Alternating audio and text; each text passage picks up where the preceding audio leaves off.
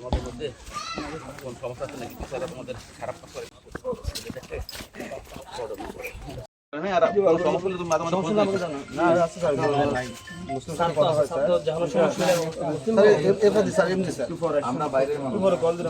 আমি ব্যক্তিগতভাবেই মনে করেছি যে যারা জুলাই আগস্ট শাহাদাত বরণকারী বীর যোদ্ধা তাদের পরিবারের যারা সদস্য তাদের একটু খোঁজখবর নেওয়া, তার সাথে করে তাদের পরিবারের বৃদ্ধ বাবা মাকে সান্ত্বনা দেওয়া, তাদের কবর জিয়ারত করা, আমার নির্দিষ্ট সাধ্য অনুযায়ী যতটুকু পারা যায় একটু শুভেচ্ছা বিনিময় করা, বা এখানে যারা জুলাই শহীদ আছেন পায়ে হেঁটে আপনারা দেখেছেন, ওনাদের খোঁজখবর নিয়েছি। নিজের কাছেই আমার কাছেই এটা ব্যাপারটা খুবই আত্মতৃপ্তির একটা বিষয়।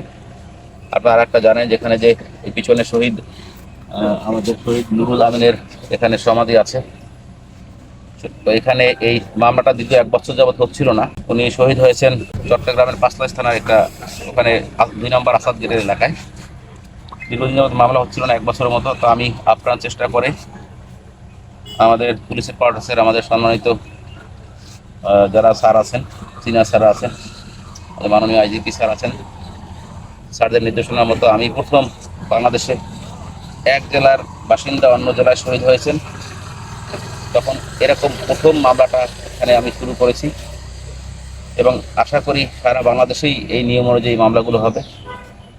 এবং তার এই যে আমাদের শহীদ যে নুরুল আমিনের এর যারা শহীদ হওয়ার পিছনে বা তাদের এর পিছনে যারা অপরাধী তাদেরও বিচারের আওতায় অবশ্যই চলে আসবে, সে যেই হোক।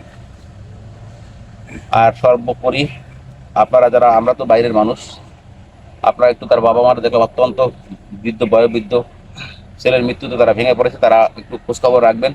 আমরাও মাঝে মধ্যে যতদিন আছি আপনাদের মাঝে আমরা খোঁজখবর রাখবো। আর আমরা সবাই মিলে এই শহীদদের যে বিদেহী আত্মা তার মাগফিরাত কামনা করবো, আল্লাহ তাদেরকে জান্নাতবাসী করুক, আমিন।